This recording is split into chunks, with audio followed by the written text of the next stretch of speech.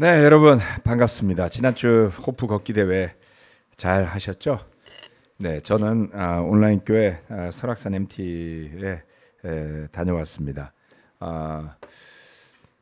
그 해마다 연초에는 뭐 한라산에서 MT들을 하시고 가을에는 이제 설악산을 가시고 했는데 한 번도 제가 갈 처지가 안 되다가 이제 올해 비로소 처음으로 한번 꼭 와주십사 부탁을 받고 다녀왔는데 굉장히 격려를 많이 받았어요. 정말 다들 자기 관리들을 얼마나 열심히들 하시는지 봉정암까지 11명이 올라갔습니다. 그 자매들도 꽤 많이 갔고요.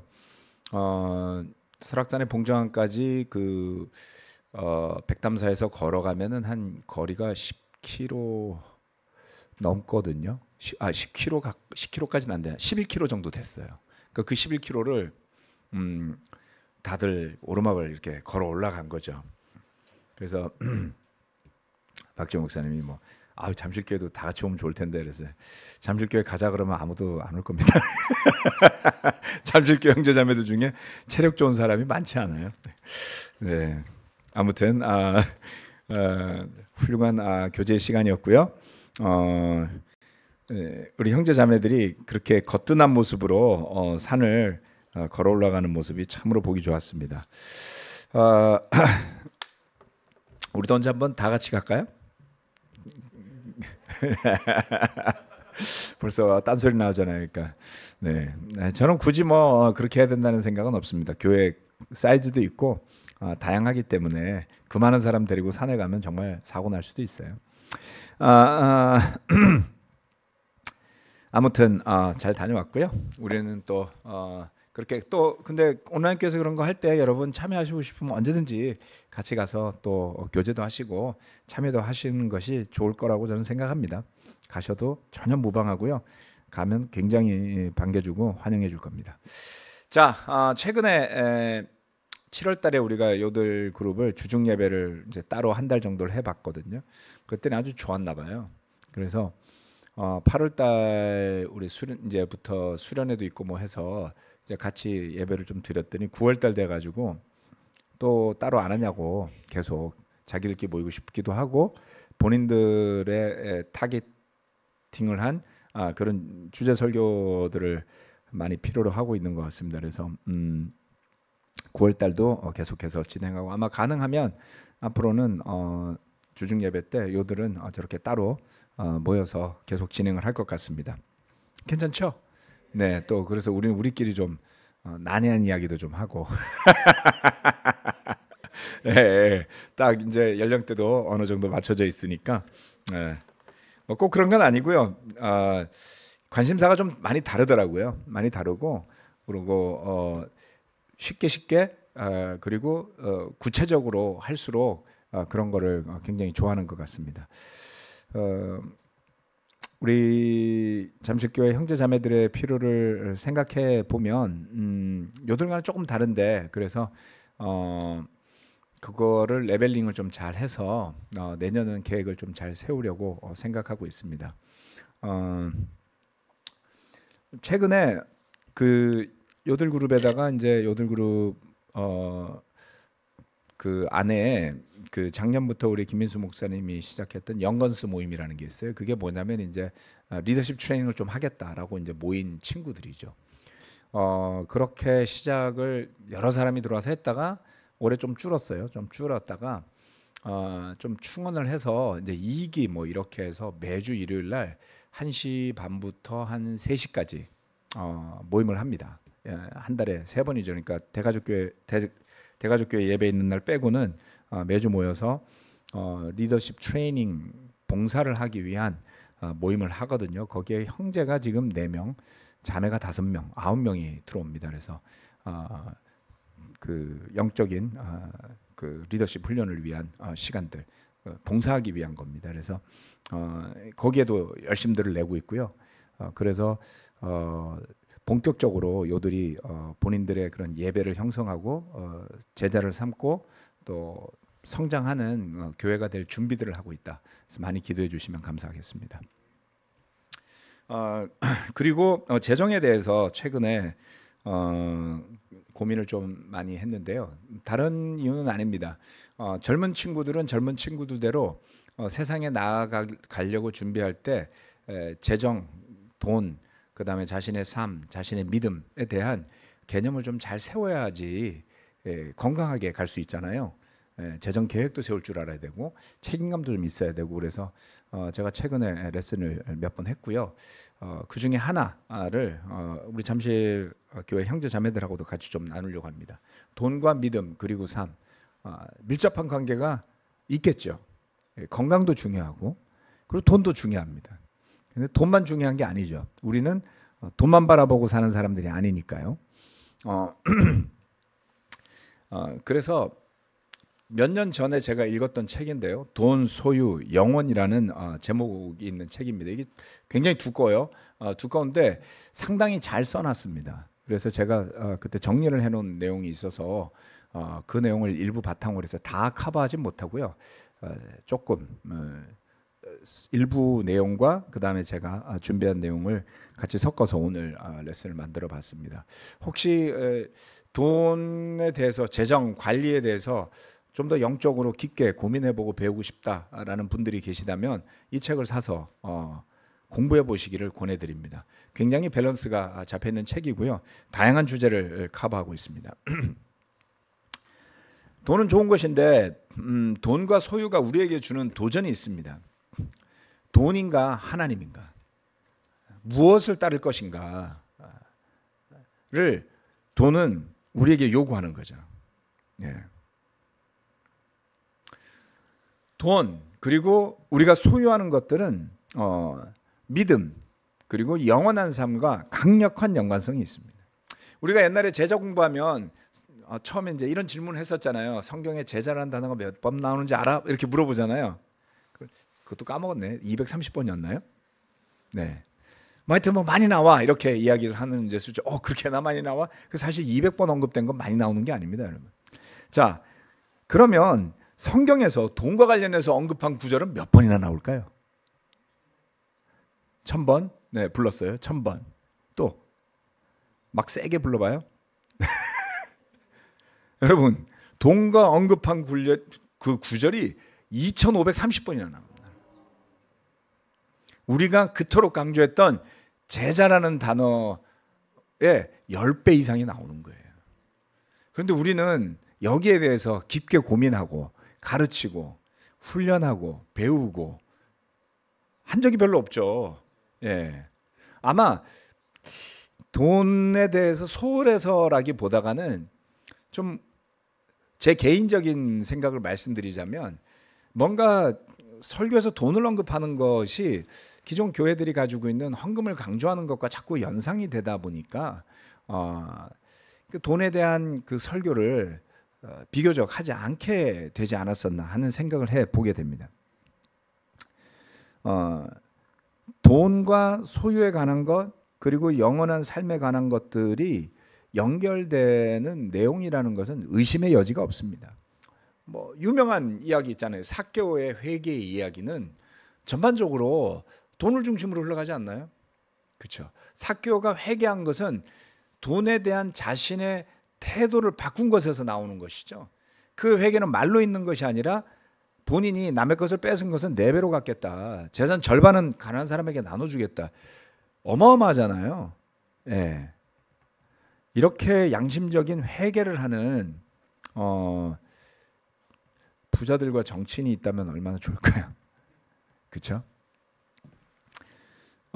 또한 젊은 부자 청년 이야기도 정말 나머지 이야기는 너무나 아름답고 훌륭했어요. 율법도 다 지키고 어려서부터 지켰고 영원한 삶에 대해서 예수님한테 물어보고 알려고 하고 그러나 재산 이야기가 나오는 순간 그 이야기는 끝이 났죠. 예. 또 랩돈 2푼을 성전 헌금함에 넣은 여인의 이야기는 또 어떻습니까? 예. 예수님이 칭찬을 하셨잖아요. 지켜보고 계시다가. 참 그 장면도 잘 생각하면 좀 그렇지 않아요? 남들 헌금하는 거 여러 번 지켜보고 얼마씩 넣나 보신 거예요, 예수님이. 그렇죠? 그런데 그 여인을 칭찬하려고 보셨던 것 같아. 생활비 전부를 넣었다. 전 재산은 아니고요. 그녀가 가진 생활비를 다 넣었다라고 했죠. 또한 바리새인들을 이야기할 때 낙타는 삼키고 하루살이는 걸러낸다. 그들의 탐욕을 예수님은 그렇게 표현하셨죠. 위선과 탐욕, 삶과 믿음의 이야기에 돈이 빠지질 않습니다. 그리고 우리가 너무나 잘 아는 달란트의 비유에서 한 달란트 묻어놨던 사람은 그렇게 묻어놓느니 은행에 맡겨서 이자라도 받을 수 있도록 해야 하지 않느냐. 그렇죠? 이자까지 생각하는 의미가 있는 그런 내용들이 있다는 것이죠. 그래서 우리가 돈과 소유를 바라볼 때 어떤 관점에서 바라볼 것이냐라는 것을 잘 정립하지 않으면 우리 신앙이 이중적으로 또는 위선적으로 빠질 가능성이 있습니다. 돈과 소유를 바라볼 때 참고가 될 만한 돈인가 하나님인가를 잘 구분할 수 있는 참고가 될 성경 구절, 저는 로마서 12장 2절을 꼽아봤습니다. 여러분은 이 시대의 풍조를 본받지 말고 마음을 새롭게 함으로 변화를 받아서 하나님의 선하시고 기뻐하시고 완전하신 뜻이 무엇인지를 분별하도록 하십시오. 시대의 풍조, 이 시대의 풍조를 생각하면 이 시대는 완전히 돈을 중심으로 돌아가고 있지 않습니까? 우리나라 정치도 그렇습니다. 정치가 뭐 선을 위해서 한다 이런 거 없습니다. 지역구의 이기심을 위해서 하는 것이죠. 또 대통령으로 뽑힌 사람은 자기를 지지한 사람들이 바라는 정책을 펼치기 위해서 노력하지 않습니까? 그런데 그 정책이라는 게 다 돈을 중심으로 돌아가잖아요. 심지어 국가와 국가 간에도 이제는 염치도 없고 우방도 없고 친구도 없어요. 미국이 굉장히 다급한 것 아닌가 이렇게 생각됩니다. 저는. 관세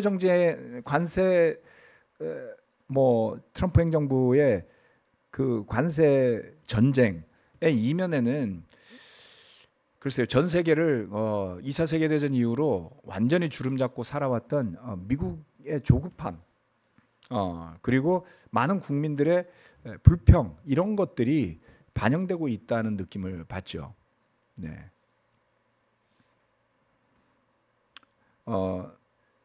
잘 되는 나라가 없어 보입니다. 유럽은 지금 망하고 있다는 소리 하지 않습니까? 미국도 옛날 같지 않고요. 그럼 중국이 잘 살고 있나요? 러시아는 잘 삽니까? 정말 너무나 잘 살고 축복받아서 다른 나라에게 베풀려고 하는 나라는 전 세계에 한 곳도 없는 것 같아요. 세상의 풍조는 확실합니다. 돈에 몰입하고 있다는 것입니다. 자국의 경제적 이익을 위해서는 이웃 나라로 쳐들어가서 무고한 사람들을 죽게 만드는, 자국 국민들조차 수십만 명이 죽어도 개의치 않는, 뭐 때문에요? 돈 때문입니다. 이것이 바로 세상의 풍조입니다. 물질 만능주의.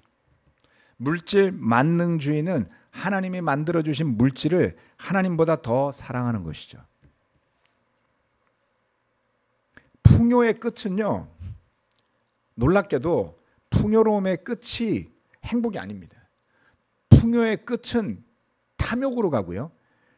풍요의 끝은 전쟁으로 갑니다. 2차 세계대전을 가난한 나라가 일으킨 게 아니에요. 1차 세계대전을 가난한 나라가 일으킨 게 아닙니다, 여러분. 유럽의 1900년대 초반에 유럽 사람들의 옷과 생활상과 이런 사진을 찍어 놓은 걸 보면 깜짝 놀라실 거예요. 너무나 풍요롭게 살았어요. 그런데 그 풍요로운 나라들끼리 더 풍요롭자고 탐욕을 부리면서 일어난 게 1차 세계대전이에요. 그리고 2차 세계대전입니다. 놀랍죠?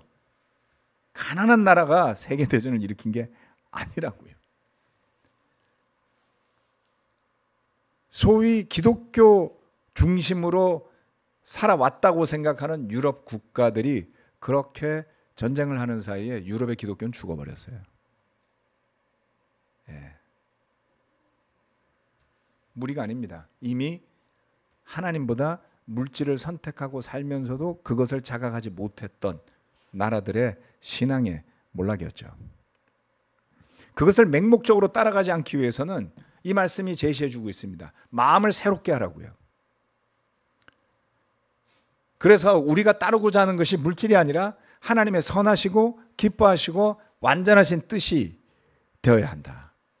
그것을 더 알려고 할 때, 거기에 더 관심을 가지려고 할 때에 그러한 믿음의 삶에 충실하다 보면 우리가 필요한 돈과 소유는 따라오게 되어 있다는 것이 성경의 원리인 것이죠. 물질은 부수적인 것입니다. 중심이 아니고 주가 아닙니다. 그것은 하나님이 우리에게 주시는 필요에 불과한 것이죠. 돈을 무시한다는 뜻이 아닙니다. 그러나 그것 중심으로 살 수는 없다는 것입니다. 우리는 물질 만능주의에 맞서서 하나님 근본주의를 주장해야 됩니다. 이 시대의 풍조를 따라가는 것이 아니라. 골로새서 3장 5절 말씀 이렇게 이야기합니다. 그러므로 땅에 속한 지체의 일들 곧 음행과 더러움과 정욕과 악한 욕망과 탐욕을 죽이십시오. 탐욕은 우상 숭배입니다. 제가 그 전주에 겉사람과 속사람 이야기를 하지 않았습니까? 네. 땅에 속한 지체의 일들, 바로 겉사람의 일들입니다. 우리는 거기에서 완전히 자유로워진 걸까요? 절대 그렇지 않습니다. 가장 주의해야 되는 것은 속사람이 여전히 약하다는 것을 잊어버리고 사는 사람들이에요. 그것을 인정하지 않는 오만함입니다. 바울이 그렇게 무능해서 영적이지 않아서 그런 이야기를 했을까요? 자신의 삶을 완전히 복음을 위해서 다 버리고 죽음까지 마다하지 않았던 사람이 늘 속사람이 육신의 지체에 진다라고 표현했잖아요. 그 전쟁이 얼마나 어려운 전쟁인지 아셔야만 합니다. 그렇죠? 그래서 나는 탐욕 없어. 돌아보셔야만 합니다. 정도의 차이지만 우리는 이와 같은 땅에 속한 지체의 일들로부터 완전히 자유로울 수 없기 때문에 스스로를 경계해야 되는 것이죠. 바울은 탐욕이 바로 우상 숭배라고 가르쳤습니다.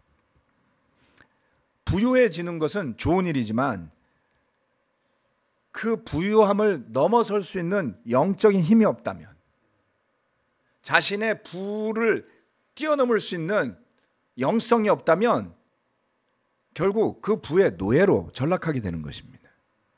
본인이 주인이 아니고 돈과 탐욕의 노예가 되는 것이죠.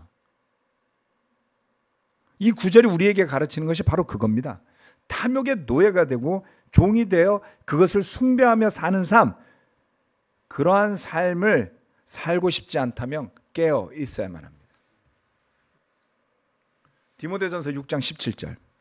그대는 이 세상의 부자들에게 명령하여 교만해지지도 말고 덧없는 재물에 소망을 두지도 말고 오직 우리에게 모든 것을 풍성히 주셔서 즐기게 하시는 하나님께 소망을 두라고 하십시오. 부자들에게만 교만해지지 않도록 해야 하는 것인가? 아닙니다. 여러분 다 부자세요. 전 세계를 기준으로 놓고 보면 그렇습니다. 전 세계 80억 인구가 있다고 그러잖아요.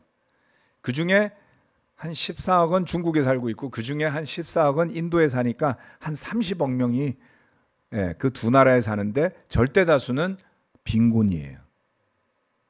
잘 사는 나라 몇 나라 쉬어봐도 정말 얼마 되지 않습니다. 80억 인구 중에 우리는 10% 안에 들잖아요. 10% 그보다 더 안에 들걸요? 전 국민이. 그렇죠? 아마 5% 안에 들지 않을까요? 5% 하면 4억이니까요. 4억. 잘 사는 나라 한번 잘 계산해 보십시오. 그리고 그 중에서도 여러분은 서울에 살고 계시잖아요. 그러니까 전 세계 기준으로 봤을 때 더더군다나 여러분들은 성실하게 살아오셨잖아요. 대부분. 그러니까 여러분들은 부자임에 틀림이 없습니다.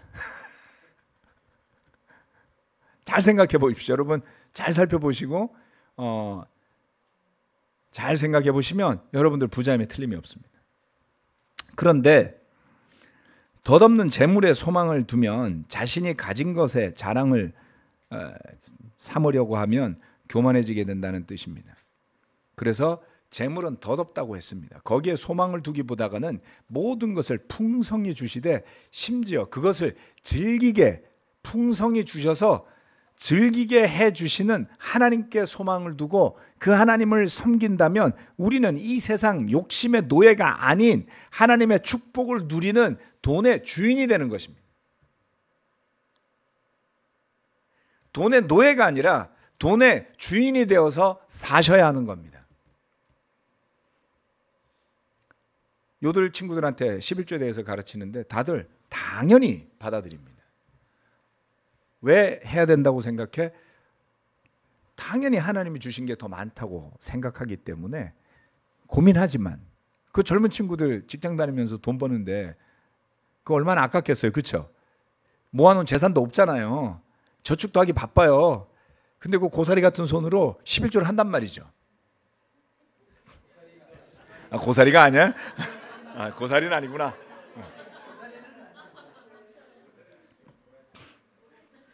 근데 여러분 제가 11조를 강조해 본 적은 거의 없지만 제가 목회를 하면서 동경에 있을 때부터 우리 교회 헌금의 평균을 보면 그 11조를 타협하는 분들의 수가 적지 않다는 것을 알고 있습니다. 헌금이 나오는 걸 보면 그럴 수 없어요. 네, GDP보다 훨씬 낮아요. 말이 안 되잖아요. 누군가는 안 하고 있는 겁니다. 그러면 안 하는 것을 뒤통수를 때려가면서 하게 만드는 것이 좋을까요? 절대 그렇지 않습니다. 자발적인 믿음에서부터 나오는 것이기 때문에 철저하게 그것은 자발적이어야 한다고 저는 믿습니다. 축복을 강제로 받게 할 길은 없어요. 예수님도 그렇게 하시지 않았잖아요. 네. 돈의 노예가 되지 않을 수 있는 첫 번째 길은 하나님의 것을 하나님의 것으로 인정하는 데서부터 시작합니다. 헌금은 회비가 아닙니다, 여러분. 네. 그 헌금을 회비처럼 생각하는 때는 믿음이 떨어져 있는 때고요. 네. 그리고 더 나아가서 그것을 우습게 여기면 하나님이 여러분을 이쁘게 받아주실 가능성이 매우 낮아집니다. 그렇기 때문에 경각심을 가지고 한번 이 부분을 살펴보시기를 부탁드립니다. 자, 마음의 태도 그냥 단순합니다. 하나님께 소망을 두고 성실히 살면 경제적인 곤란을 겪을 가능성이 많지 않습니다. 얼마를 벌든지 버는 것에 맞춰 살면 되기 때문이죠.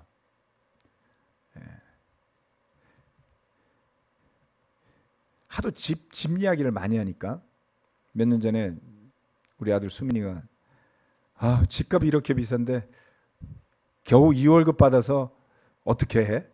그래서 내가 한심한 소리를 하지 말라고 야단을 쳤어요. 대한민국의 집이 강남 집만 있는 게 아니다. 너 강남에 가서 살 거야? 아니요. 둔촌동에도 집이 있고 하남에도 집이 있어. 빌라도 있고 주택도 있고 오피스텔도 있어. 오피스텔은 1억대고 빌라는 2억대도 있고 3억대도 있어. 그랬더니 그래요? 그럼 대한민국 왜 미쳐 돌아가는지 모르겠어요. 지방으로 내려가면 1억도 아닌 집도 있어요. 뭐 다 강남 3구에 살아야 합니까? 그냥 거기 살 사람은 살라고 하세요. 그리고 그 사람들을 저주할 이유도 없잖아요. 거기에 살아야 할 이유가 있는 사람들도 있는 거잖아요. 비싼 물가 내고 세금 내면서 애쓰라고 하십시오. 제가 잠실 살다가 하남으로 가니까 모든 게 싸요. 네? 길동시장이라고 들어보셨습니까? 길동 복조리 시장. 제가 가본 전통시장 중에 제일 커요. 정말 쌉니다. 네. 여기는 시장도 없어요. 네. 다 선택일 뿐인 것이죠. 그래서 우리가 주어진 처지에 맞춰서 살려고 하면 남과 비교하지 않고서도 불안해지지 않고 믿음 가운데 감사하게 살 수 있다 이겁니다. 돈과 소유가 우리에게 주는 도전을 영적으로 소화할 수 있다면 여러분은 그 신앙의 승리자가 될 겁니다. 두 번째, 성실함과 진실된 태도로 일하라는 것입니다. 잠언 12장 11절 말씀. 밭을 가는 사람은 먹을 것이 넉넉하지만 헛된 것을 꿈꾸는 사람은 지각이 없다. 밭을 가는 사람은 열심히 일하는 사람이잖아요. 그렇죠? 밭을 언제 갑니까? 봄에 갈죠. 씨를 뿌리기 전에 밭을 가합니다. 예. 왜요? 갈지 않고 씨를 뿌리면 잘 안 자라니까요. 그래서 봄이 되면 전부 갈고, 우리나라는 봄 되면은 거기에다 퇴비를 뿌려서 냄새가 많이 나죠. 네, 전주에 옛날에 갔다가 정말 죽는 줄 알았어요. 4월 달에 갔더니 들판에 그냥 퇴비를 다 뿌려놓은 거예요. 성실한 겁니다. 밭을 가는 사람 기대가 있습니다. 먹을 것이 넉넉하죠. 근데 헛된 것을 꿈꾸는 사람은 도대체 뭡니까? 네, 내가 노력하지 않고도 땅이 저절로 갈리는 방법이 없을까? 땅을 갈지 않고도 씨를 뿌렸을 때 잘나게 하는 방법은 없을까? 이런 헛된 생각을 하는 사람들입니다. 마치 학교 다닐 때 공부 안 하고 시험 잘 보는 방법은 없을까? 이런 거 생각하는 친구들하고 비슷해요. 네.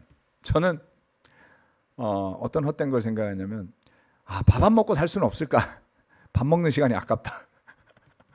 살이 찔리가 만무했죠. 이런 허황된 생각입니다. 헛된 생각이죠. 요즘 먹는 게 좋아졌습니다. 자, 편하게 돈을 많이 벌겠다는 생각만 하면 헛된 것을 꿈꾸는 사람이 됩니다. 네. 누구든 신체가 건강하다면 적절한 노동을 하고 할 수 있는 일들은 우리 주변에 널려 있습니다. 남 탓을 할 이유도 없고 정부 탓을 할 이유도 없습니다. 여러분 형편에 맞는 주어진 일을 누구나 할 수 있기 때문입니다. 경제활동을 할 기회는 충분히 있습니다. 젊은 요들 친구들한테 여러분이 충분히 취업할 수 있다고 저는 가르칩니다. 남 탓할 시간에 하나님 주신 달란트를 찾아서 열심히 성실히 노력하면 그런 인재가 바로 이 나라가 필요로 한 인재들이고 너희들은 그 인재임에 틀림이 없다고요. 저는 형제자매들 수백 명, 수천 명을 봤는데 취직 못하는 사람 본 적이 없어요. 그런데 모두가 그 걱정을 하면서 한다는 것이죠. 이게 무슨 아이러니입니까? 또는 헛된 것을 꿈꾸느라 가진 것을 탕진하는 경우도 있다는 것입니다. 그러지 말자는 겁니다. 성실함과 진실된 태도로 일하는 것이 우리에게 마땅한 마음가짐이고 태도라는 것입니다. 데살로니가후서 3장 10절로부터 12절. 우리가 여러분과 함께 있을 때 일하기를 싫어하는 사람은 먹지도 말라 하고 거듭 명하였습니다. 그런데 우리가 들으니 여러분 가운데는 무절제하게 살면서 일은 하지 않고 일을 만들기만 하는 사람이 더러 있다고 합니다. 이런 사람들에게 우리는 주 예수 그리스도 안에서 명하며 또 권면합니다. 조용히 일해서 자기가 먹을 것을 자기가 벌어서 먹으십시오. 대단히 중요한 이야기입니다. 예전에 한번 이 부분에 대해서 설명을 드렸었는데요. 그 당시에 폴리스, 도시들에는 정치적인 세력을 키우기 위한 유력가들이 있었다고 하죠. 그러면 그 사람들에게 붙어서 그 사람을 칭송해주고 그 사람 주변의 분위기를 잡아주는 그런 사람들이 있었다고 그래요. 그래서 스폰서라는 개념이 그때 처음 생긴 거죠. 돈 많은 재력가는 자기를 찾아오면 밥을 내줍니다. 그리고 자기에 대해서 좋게 이야기하게끔 하는 것이죠. 그러면서 영향력을 키워내는데요. 그런 사람 주변에는 밥을 먹기 위해서 몰려든 사람이 많았다는 겁니다. 그런데 형제 자매들 중에도 그렇게 일은 안 하고 돌아다니면서 이 집 저 집 스폰서를 구하면서 공짜 밥을 얻어먹으려고 돌아다니는 사람들이 있었다는 겁니다. 그렇게 살지 말라는 것이죠. 스스로 일해서 벌어서 먹고 살아라. 오죽하면 데살로니가라는 도시, 데살로니가는 항구 도시거든요. 그리스의 항구 도시고 그 당시에도 큰 도시였고요. 지금도 우리나라 부산 같은 도시예요. 그리스의 두 번째 가는 도시인데요. 그런 도시에서 사람들은 왜 성실하게 일하려고 하지 않았을까요? 바닷가고, 그렇죠? 어업을 할 수도 있고, 농업을 할 수도 있고, 기후도 좋고, 좋은 나라에서. 바울은 그 사람들에게 이러한 것을 가르쳤습니다. 물론 모든 사람이 그렇게 할 수 없을 수도 있습니다. 아프거나 장애가 있거나 일반적인 생업을 이어가기 힘든 여건에 있는 분들도 가족 중에 있을 수 있죠. 그렇다면 분수에 맞춰 살면서 도움을 주고받으면서 경제력을 회복하고 할 수 있도록 하면 되는 것입니다. 근데 그렇다면 투자는 하면 안 되는 걸까요? 네, 돈 소유 영원이라는 책에서 투자에 대한 이야기도 하고 있으니 한번 꼭 읽어보시기 바랍니다. 자본주의 사회에서 자본을 잘 관리하는 것도 성실하게 일하는 것에 준한다고 볼 수 있죠. 성경은 굳이 이자를 받는 것을 부정하지 않습니다. 잘 하라고 그러잖아요. 예. 최소한 은행 이자 이상은 받아야 한다고 성경 가르치잖아요. 자본에 대해서 확실한 태도를 갖고 있는 겁니다. 다만 금융과 관련해서는 함부로 어프로치할 수는 없다는 겁니다.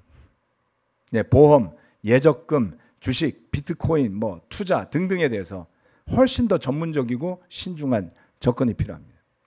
예전에 우리 교회에서 장기보험 이런 거 하시는 분들이 있어서 덜컥 하나를 들은 적이 있었습니다. 덜컥 들어놓고 나니까 몇 년이 지나도 원금이 회복이 안 돼요. 보니까 비용이 나간 거예요. 먼저. 예, 그때 제가 한 500만 원짜리인가 들었거든요. 그래서 그게 주가랑 연동이 되게 돼 있었는데 투자했던, 그러니까 보험으로 투자했던 그 돈의 원금을 회수하는 데까지 5년이 넘게 걸렸습니다. 같이 들었던 여러 전임들은 그러니까 X 전임이 하는 거니까 도와주기 위해서 들었겠죠. 결국은 원금 손실 보고 팔았을 거예요. 그러니까 이게 모른다는 겁니다. 저는 그 사람이 나쁘다고 생각하는 게 아니에요. 저는 손해보지 않았으니까요. 그렇지만 여러분, 이거 알고서 시작했냐고요. 잘 모르더라는 겁니다. 네.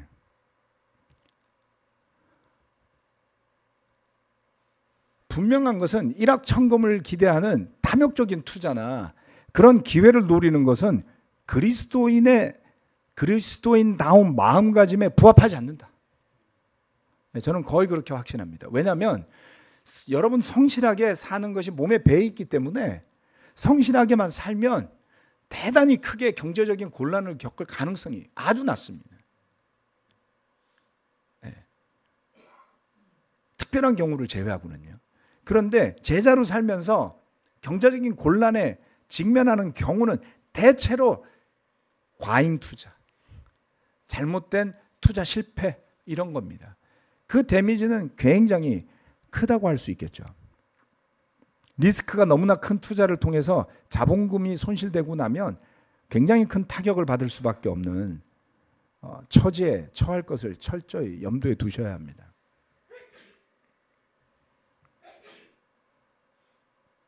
여러분이 어느 정도의 재정적 상태에 있던지 충분하다고 여유가 있다고 생각할 만한 분들이 얼마나 있겠습니까? 월급은 받으면 늘 아쉽고, 그렇죠? 예, 수입을 더 늘릴 방법을 아무리 고민해도 방법이 많지 않을 거래요. 그렇다면 하나님이 주신 지혜를 통해서 우리는 분수에 맞게 사는 길을 선택하는 것이 필요한 것입니다. 세 번째, 그래서 이 마음을 바울은 가르치고 있습니다. 자족할 줄 아는 경건한 마음이 재산 증식보다 우선이다.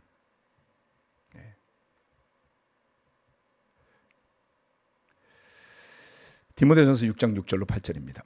자족할 줄 아는 사람에게는 경건은 큰 이득을 줍니다. 우리는 아무것도 세상에 가지고 오지 않았으므로 아무것도 가지고 떠나갈 수 없습니다. 우리는 먹을 것과 입을 것이 있으면 그것으로 만족해야 할 것입니다. 이것이 바로 성경이 우리에게 가르치는 유익한 내용입니다. 자족할 줄 아는 사람, 자신의 처지와 여건에 맞게 만족할 줄 아는 믿음, 그런 사람에게 경건은 큰 이득을 가져다 준다. 제가 2008년 파크리오 입주할 때 들어와서 한 12년을 살았어요. 여러 가지 이유로 제가 이사를 결정했는데요. 그 이사를 결정하게 된 굉장히 큰 이유 중에 하나는 형제 자매들의 질투 때문이었습니다. 더 살 수 있었어요. 아버지가 나가라는 것도 아니고요. 그런데 제가 거기에 계속 사는 것이 교회의 덕이 되지 않을 것 같아요. 어떤 사람은 분명히 그것을 알고 있던 전임 중에 한 명이었던 사람이 제가 교회 돈으로 저 아파트를 샀다는 소문을 퍼뜨리기도 했어요. 그리고 어떤 사람은 정말 저한테 와서 직접 물어본 사람도 있습니다. 제가 그거를 회개한 거예요. 무슨 이야기냐? 제가 저 아파트에 사는 것은 아무런 문제도 없죠. 예. 그렇지만 누군가에게는 덕이 안 되더라는 겁니다. 그래서 하남에 있는 빌라로 이사를 했어요. 무리 없이 행복하게 잘 살고 있습니다. 마음이 얼마나 편한지 몰라요. 네.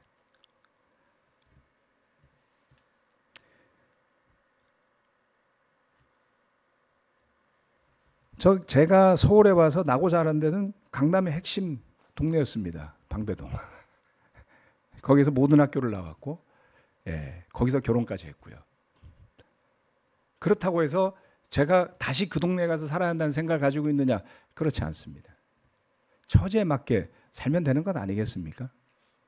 복음을 전하기로 결정한 순간 돈을 더 벌어서 잘 살겠다라는 생각을 버린 지가 오래입니다, 여러분. 그 선택을 후회하지 않아요. 예. 제가 목회를 하면서 가장 감사하고 기쁜 순간이 어떤 때인지 아십니까? 함께 성경 공부했던 학생, 가난했고 아무것도 없던 학생들이 성장해서 직장을 구하고 결혼을 하고, 예, 제가 타는 차보다 훨씬 더 좋은 차를 자기 돈으로 사서, 예, 보여줄 때 얼마나 기쁜지 몰라요. 정말 한 푼도 없던 학생이었는데 어느 틈엔가 저보다 훨씬 잘 사는 사람이 되어 있죠. 얼마나 감사합니까?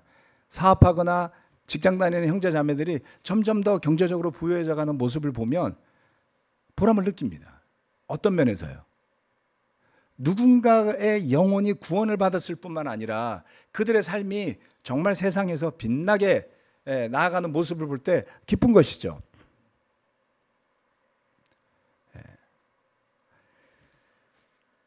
성경이 우리에게 이렇게 이야기합니다. 자족할 줄 아는 사람에게는 경건은 큰 이득을 줍니다. 우리는 아무것도 세상에 가지고 오지 않았으므로 아무것도 가지고 떠나갈 수 없습니다. 먹을 것과 입을 것이 있으면 그것으로 만족해야 할 것입니다. 이것이 바로 성경이 우리에게 가르치는 유익한 내용입니다. 자족할 줄 아는 사람, 자신의 처지와 여건에 맞게 만족할 줄 아는 믿음, 거기에 힘이 있는 겁니다. 그런 사람에게 경건은 큰 이득을 준다고 하지 않았습니까? 예. 남과 비교할 이유가 없습니다. 각 사람에게 주어진 것이 다르고 재능이 다른데 어떻게 모두가 같을 수 있습니까? 얼마 전에 제가 요들 친구들하고 여기서 달리기를 했는데요. 여기서 천호대교까지 뛰어갔다 왔어요. 5km 왕복. 자, 달리기를 해보면 누구도 같지 않아요. 예, 일부러 줄 세워서 같이 군대처럼 단체로 뛰지 않고 그냥 달리기로 뛰면 다 속도가 다르죠. 제각각 달리는 모양도 다릅니다. 천국에 가는 것도 모두가 다른 페이스, 다른 모양일 겁니다. 그러나 믿음 안에서 살아갈 때 느리든 빠르든 모두가 하나님의 나라를 들어갈 수 있다는 것이 중요하지 않겠습니까? 똑같은 모양으로 들어가지 않을 겁니다. 다양한 모습일 겁니다. 하나님 그렇게 우리를 다양하게 지어주셨으니까요. 그래서 여기에 이 디모데 전서 6장 6절에서 8절 말씀은 공수거를 이야기합니다. 먹을 것과 입을 것이 있으니 우리는 충분히 만족할 수 있습니다. 이런 믿음이 우리의 삶을 더욱 풍요롭게 합니다. 주님이 허락하신 건강함이 있고요. 주님이 허락하신 가족이 있고요. 주님이 허락하신 믿음의 친구들이, 그리고 내가 할 수 있는 일이 있다면 우리는 이미 충분한 축복을 받은 것이죠. 말씀드렸다시피 대부분의 형제자매들은 제가 처음 만났을 때보다 훨씬 더 잘 살아지는 모습을 저는 많이 봤습니다. 감사해하고 헌신하고 봉사하는 분들 많습니다. 그런데 안타깝게도 제가 안타까울 때도 있습니다. 이미 많은 것을 누리고 받고 살면서도 탐욕에서 벗어나지 못하고 만족하지 못하는 분들을 볼 때입니다. 많았어요. 받은 축복이 너무나도 큰데 감사가 없어요. 교회도 정말 너무나 훌륭한 교회 아닙니까? 지난 한 20년간 교회는 별의별 모양으로 다 있었거든요. 저는 늘 감사했어요. 소중하다고 늘 이야기했습니다. 어떤 모양으로 있든지 이것이 하나님이 우리에게 계신 축복이라고요. 그런데 만족해하지 않고 뭔가 불만이 많고 불평이 많고 그런 분들도 꽤 많았습니다. 저는 그것을 탐욕이라고 봐요. 그런데 그런 분들이 필경, 관계의 문제나 심지어는 건강의 문제나 재산상의 손실 등을 경험하는 것을 여러 번 봤습니다. 축복의 선상에서 계속 감사하고 영적으로 성장해가는 분들도 많은 반면 그렇지 않고 누구보다 감사할 게 많은데도 불구하고 그 감사를 찾아내지 못하고 자신의 탐욕, 여러 가지의 탐욕이 존재하거든요. 그 탐욕의 노예가 돼서 스스로 늘 힘들게 있다가 문제를 일으키고 소중한 관계도 잃어버리는 그런 분들도 많습니다. 여러분, 주님이 이미 주신 훌륭한 축복을 감사하며 주님이 허락하신 재정을 충실히 지켜나가고 관리해서 주님께 영광을 돌리며 이웃에게는 감사함과 행복의 모범이 되시는 제자로 더욱 성장해 나가실 수 있는 길이 활짝 열려 있습니다. 어떻습니까? 그 길로 나아갑시다. 오늘 돈과 믿음 그리고 삶에 대한 이야기를 나눠드렸습니다. 돈과 소유가 우리에게 주는 도전이 분명히 존재합니다. 우리가 여기에서 완전히 자유롭지 않을 거라고 제가 말씀드렸죠. 속사람과 겉사람의 갈등을 솔직하게 인정하고 하나님의 도우심과 성령의 도우심과 우리 형제자매들의 도우심을 힘입어 극복할 수 있기를 바랍니다. 두 번째, 성실함과 진실된 태도로 일합시다. 열심히 밭을 갈아야 합니다. 조용히 일해서 스스로 벌어서 먹고 살 수 있어야 합니다. 세 번째, 자족할 줄 아는 경건한 마음이 재산 증식보다 우선이라고 적어보았습니다. 먹을 것과 입을 것이 있다면, 그리고 또 자족할 줄 아는 사람에게 경건은 큰 이득을 준다고요. 하나님이 깨닫게 하시는 지혜가 있습니다. 형제자매 여러분, 제가 농담처럼 말씀드렸지만 여러분 다 부자라고 말씀드렸죠? 우리 부자답게 부자의 마음으로 이미 많은 분들이 그렇게 하고 있지만 더 풍요롭다는 것을, 그 풍요 끝에 탐욕과 우상 숭배로 서로 찢고 뜯고 싸우는 전쟁으로 가는 게 아니라 믿음으로 받은 부요함을 나눌 줄 알고 그렇게 해서 그것이 더 풍요로워질 때 흘러넘치며 구원이 일어난다는 것을 저는 깨닫게 됐습니다. 인색한 곳에 영혼들은 구원받지 못합니다. 늘 풍요로운 곳에 사람들은 목말라하고 굶주려하고 외로워하는 분들이 구원을 받게 돼 있습니다. 주님께서 그런 일을 많이 보여주고 계신다고 생각하지 않습니까? 여러분의 풍요로움이 탐욕으로 가지 않고 하나님에게 받은 풍요에 대한 감사로 갔기 때문에 받은 축복이 올해도 넘치고 있음을 기억합시다. 기도하고 마치겠습니다.